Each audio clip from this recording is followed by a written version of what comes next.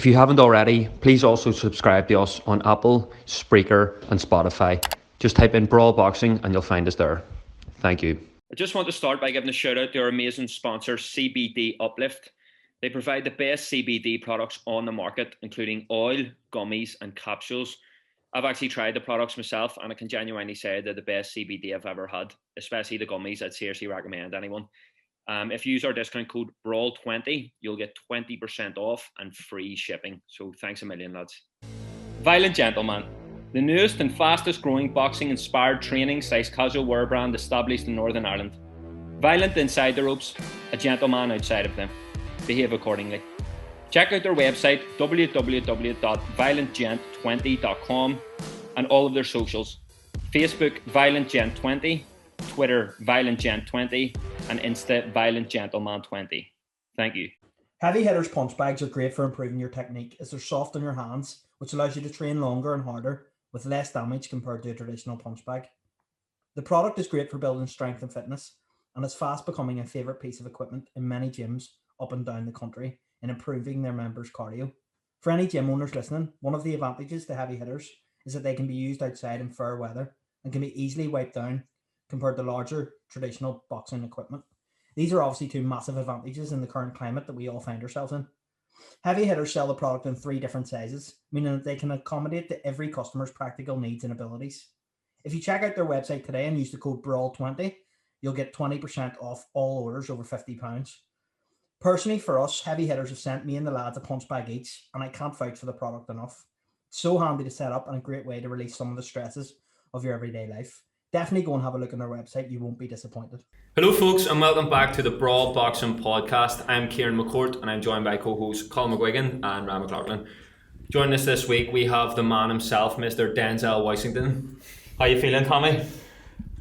I feel alright. I've been better, but show this fresh fade off before we start, because this is the freshest I've ever seen a human being. That is the fresh. You know what? He genuinely got called Denzel as he walked in today. So can you rep where you got that done? Because we're all about the local community on this podcast.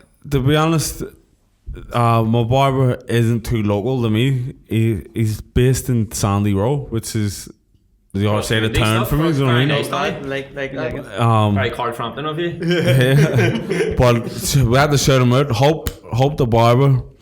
He cuts black and white people's hair, and he's the best, as you can see. As you, not to took my own trumpet, like, make and cover your whole face. It's fair.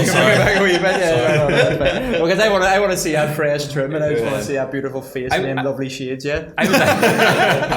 But yeah, Hope, he's based in Sandy Row. Kins Cuts, cutting all types of hair, and a very nice guy as well, and very, very reasonably priced. Yeah. He's like a tenner haircut. Like that matchroom money you must be getting free 50 these days. Yeah. Can we just, by the way, disclaimer, sorry to all the barbers in Andytown. I know you're probably raging at your homebird Tommy McCarthy here, but no, do you know what? I'd say you saying it, I have to shout out our barber, because I have 2 barbers. Paddy McShane on the Shaws Road, and he has one in Andytown. But Paddy's just so flat out these days, and it's, you can only go by appointment. Yeah. So me having afro hair, I'm very particular about who cuts my hair, and Hope over in the Sandy Row is a black guy from Nigeria, and Podrick couldn't get me in one time, and I went to Hope, and then I've just keep going back to Hope. But Podrick is the best in the West. It's mad because you used to have proper braids. Do you not always think you look so much? Everyone looks better with like a fresh fade, like.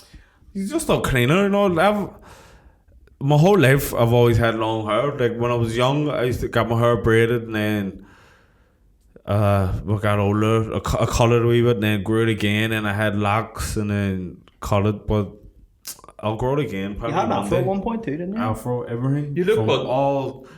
What's the song? I went from bald headed to all dreaded to just enough to. You almost look like, but when you got a cut again, you like, because I remember you from when you were like 17, 18 in the Ulsters and all, and you just look like that again. Yeah, I went back. It took a lot of years on. My aunties always say that to me, like when every time you cut your hair, you look young again. But maybe you want to look old sometimes. I love having long hair. Like I just love the feeling of it, and I probably suit my hair shorter, but it's It's my hair. St Mary's actually had a rule you weren't allowed to go a certain amount of shortness. That's probably why I had longer. Do you remember that? You couldn't have. When I went in the first year, I had my hair braided anyway, so that was a big thing for me about going into school. I'm going to have to cut my hair. Remember Marty Curley? Yeah. No, Tom, you keep your hair. Don't worry about that. That's actually his accent as well. He's from Galway and he spent a wee while in New York, so he had like a weird accent. Yeah. And he told everyone he's from New York. My name's Marty Curley. I'm from New York. He actually brought football to St Mary's. He's a legend. Like he got actually dogs abuse from other schools, didn't he? But he was basically, but he's a legend. Like shout out Marty Curley. Yep. I used to hear all the stories that I always ran about ones from St Mary's, like, and I was always fucking so jealous you had a swimming pool, like, although apparently it was deplorable, like. See, you don't use it, like, I don't think you barely use it. 1 year in your life. I think you actually didn't swim in it. You ran over the top when the mat was on top of it. You can run across without sinking. That was literally it. I swear to God. But then somebody made this myth up that someone shit at the bottom of the pool. And someone found it. And it was like, oh, I can't get in there, it's shady water. There used to be a cover or something you could run across. So everyone was running across it. Yeah. But the sunk in on the induction day, and you be in it like fucking having a laugh. It's just brilliant or something. But I don't think I get in there again since till 5th year maybe. 5th year PE. Oh, Steve's go mental if you're running across it like. Mate squad. It was a standard St Mary's there, but those are the best in the world. It was alright. So Tommy, thinking about last weekend. Obviously, it was disappointing for you. Mr. Serious again. I know. I'll bring it back. For you, how disappointed are you? Obviously, after it, or is it now the dust settled? Well, the dust is settled, but I'm just so disappointed in myself because I could have made it such an easier fight for me. I could have won well. Do you know what I mean? And I allowed Billam Smith to come in and make it close. Mm-hmm. And so I'm just disappointed. If I had stuck with what was coming naturally to me and used my ability, I could have easily, had a clear cut victory. But I suppose that it's boxing.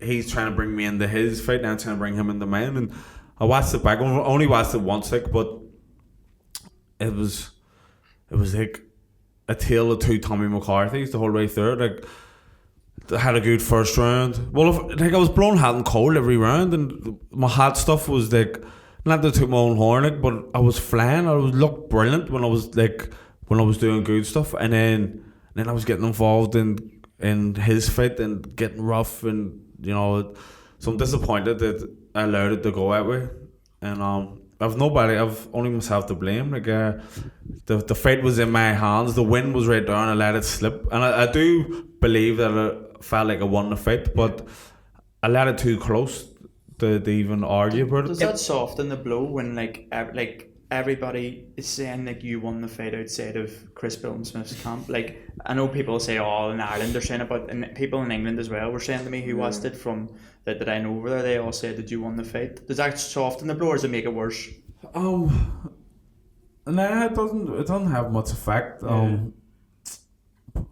Like I'm a person who believes in taking responsibility for your actions, like, so I'm taking full responsibility for the loss. Like the win was right there for me, and people saying that the thought of one, it's great, and I appreciate the support, but it doesn't change the decision. Yeah. So it's just like I said, I'm just disappointed in my own thing. When we were talking to Pete, obviously I think this podcast will probably come out before the Pete podcast, so it's a bit of an exclusive, but Pete said about the referee actually lifted your hand, if you look back at it, before he went to lift. It pretty much says it all, yeah. So that kind of tells you. And I mean, did you think going into the 11th and 12th round, because we were even saying that Pete, like, you looked unbelievable. 11th rounds were like young Ali, like you just had that spring in your step. What did you think going into like the 12th round? Did you have it? Same Mona bypass runs, I think, just kicked into from St Mary's. Didn't it? Now going in for the 11th, I knew it was close. Like the whole way through, I was feeling like I was winning around and he was winning around, and then I got cut, and it was like it was all madness in my mind going on, and it was just a back and forward fight. But going out for the 11th, Pete was going, you need to sacrifice yourself, it's for your life, think about your kids and blah blah blah. And then Frampton was going, Tommy, you need to bite down the gum shield and really fucking don't let him away, you need to win this round big and stand with him and blah blah blah. So the two of them were like emphasizing how important it was to win this round, but they were saying, no, like stand with him and no, like let him have it. But I know me standing and having a fight with someone, that's not my game. Mm-hmm. So, but I got the message through what they were saying was you need to win this round convincingly. So I was like, right, I know how I can win this convincingly. So I got up on the toes and to start boxing the head off him. And my 11th round was the best round they fight. And after that, then I was like, yeah, I'm definitely up. And as long as I win this last round, I'll win the fight. And I felt like I won the last round too. Yeah, I thought you won the last round. Do you think the reason they were giving you that advice as opposed to box, did they think your legs were gone at that point?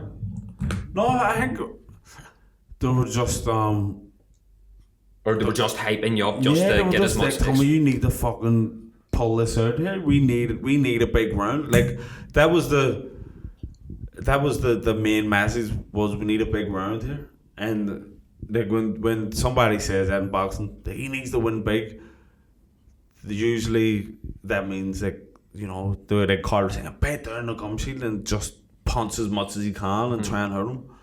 But for me, a big round is, you know, using all my attributes. Yeah, you know Staying yourself. switched on. Like I was so switched on in that 11th round. If I had kept my concentration the whole fight, I would have been able to execute the 11th round every single round. Do you think that that punch in the first round turned out to be a bad thing? Oh, most definitely. Like, especially when I watched it back, because I keep a wee journal, right, and I write in it when I go away to box, and I wrote in it on the fight week, I'm gonna stop him in the first round. And I wrote it a couple of times. You and said then, it in the IFL interview as well. Yeah. Did I? The fight picks thing, and you were like, fucking, I'm gonna go first round. Yeah. And then when I called him, I was like, fuck me, I've wrote this into existence. I'm gonna do it. Back. and his legs were gone. So after that big shot, I was like, I know I can hurt him. And then the next few rounds, I was looking for it. So while I'm standing there trying to land this big haymaker, he was like picking up points. Yeah. So if I hadn't landed that big shot, I would have focused on my boxing more though from round one instead of wasting a load of rounds trying to knock him out. So it was detrimental. See, when you watched it back, and obviously Andy Lee's commented, I thought it was unbelievable. Like we wrote into the group chat about it as well, and it was so true. He was saying things that Tommy needs to do this, and then he would do it, and it was just like, and it was like he looked so much better, and he couldn't deal with it. It was like Joe having that spring in your step. Do you like look back at that when you were listening to it and just thinking, yeah, like I suppose Pete and all. I wish you could hear Andy Lee. What is it? Yeah, I wish you could hear Andy Lee during it. Yeah, literally that. But when you watch that, and you think, I fight him again, that'll literally be it, and he can't live with me. Yeah, like that's why I was so frustrated to watch back, because the things that Andy was saying, if Tommy does this, then I was doing it. Like anything that I can do naturally and can do better than anybody else, they were working. Yeah. But I don't know if it's some sort of mental block or something. I was doing them like for maybe 10 or 15 seconds and then spend the next 20 seconds doing like stupid things. It's a lot easier watching from the outside instead of being in there. Obviously, it's completely different. Like boxing is 100% mental game. Like you obviously have to do all the training and all that stuff to be fit enough to execute what your man wants you to do. But you need to stay switched on for every second of every round. Yeah.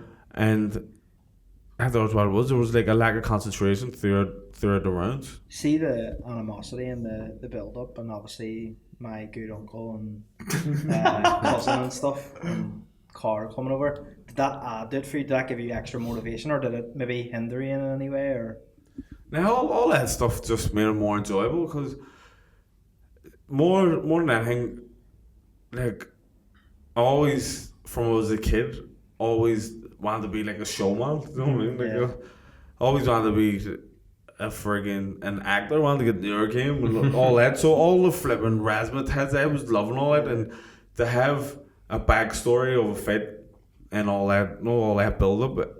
What was it a bit of actually crack. like being in it though? It Because seemed to bother Shane more than Yeah, I've seen the was- interviews after, and he's properly like, fuming. When I'm watching, like you can see in his eyes, he's properly raging at it, and it's like. And even after, like they got the day after in the boxing social one, and it was like, mate, you got the decision, you got the win. Why you're still like more angry than anyone? And I about it, think you know that's what I mean? him realizing maybe in himself that Tommy won, but he's he's angry and he knows the public think that too.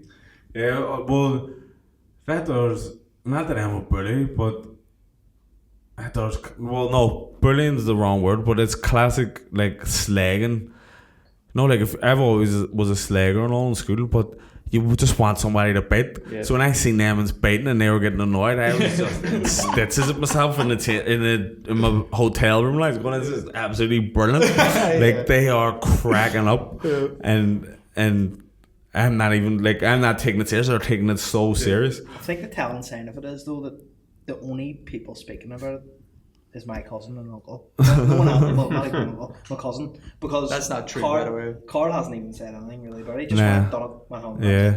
Whereas Well, that's it. Like everything was all to get wee small edges. So we wanted to ruffle our camp's feathers and all, and I think your uncle Baz coming over.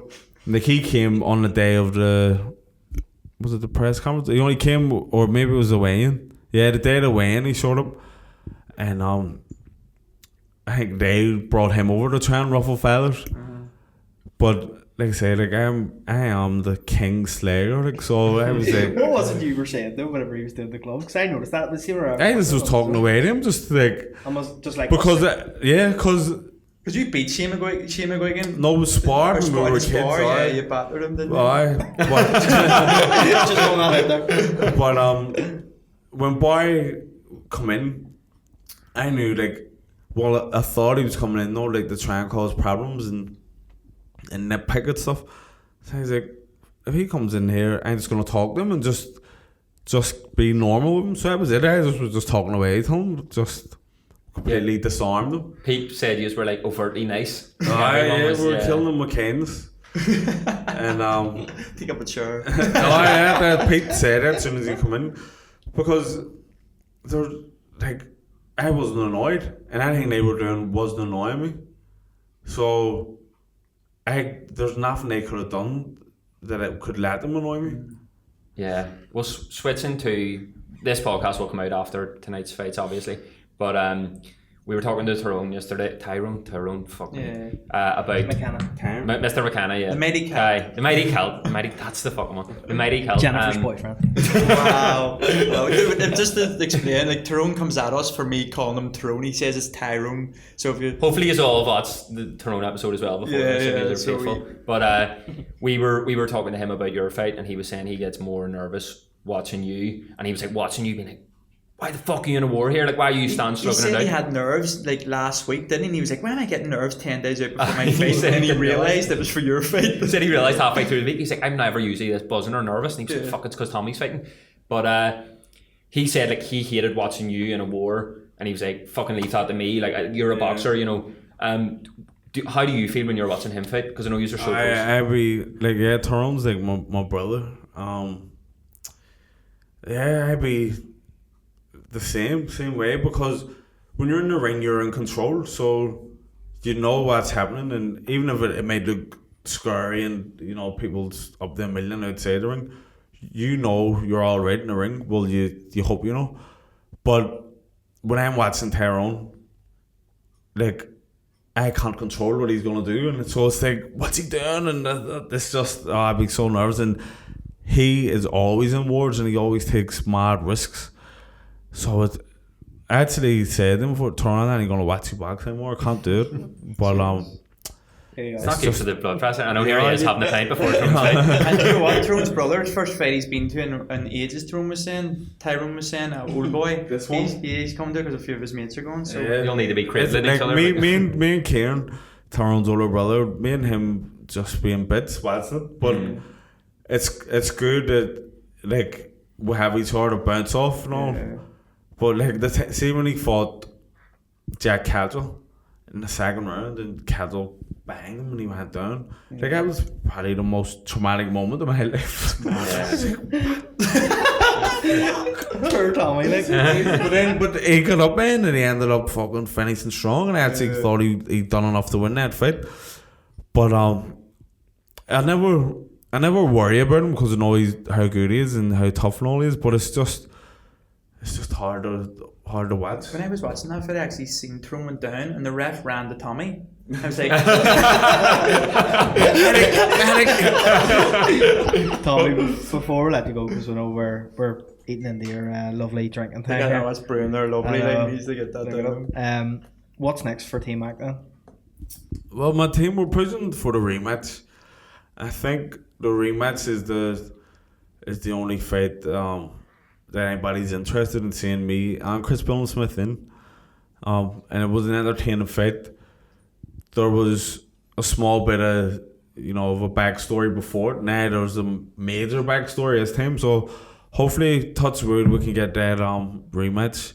But if not, then a big fight. Like, I don't want to try and rebuild my career and all again. I want to jump straight back into the deep end. And the WBA, their rankings have come out. I've only dropped down to 5th, so I'm still top 5 in the world. Yeah.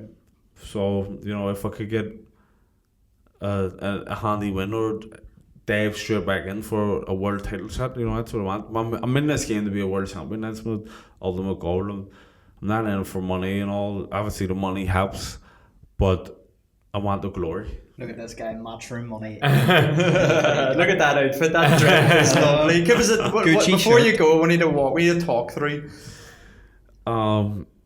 You're looking slick. Mrs. McCarthy. Mrs. McCarthy dressed me, so I don't know where she got it from. Like, the boots and everything, everything from the boots. Incredible. Did she even physically put it on you? Nah, no, we don't buy it for. It's just, what we got? Straight jeans, bit skinny. What a guy. I wish you could see him in real life. In a white t-shirt. You just need to pay to see us in real life. Yeah, and then obviously the lovely hair as well. My hair cut today. Lovely. Shirted, hope. And hope we've got a good turn this podcast. These wee shades. Amy even bought them. Mrs. McCarthy bought these today as well. Because I was running about wearing hers. Well, there's one more thing I want to touch on. We'll make it quite serious again. Tyrone put out a very serious allegation against you yesterday, and I feel it's only right that you have the chance to refute that. I'm refuting it already. I don't even know why it is. He basically said you were around at the house one day and he could hear you chatting to his kids downstairs, and you were saying to his daughter, I have 2 coins here and I'll swap you for 1. And when he came down, you'd swapped her 2 10p's for £1. Can you confirm or deny this, Tommy? He's embellishing a wee bit in the story, but there's a bit of truth in it. It's become a running joke now with Tyrone's kids. Because I'm Tyrone Jr.'s godfather, and your godfather, I think, should always give you money every time you see him. He shouldn't take money, is the point. Yeah, no, but he should give me. But I always feel bad giving young Tyrone money and leaving Ava it. So it's become like a running joke where we give Ty Junior 1p 1p coin.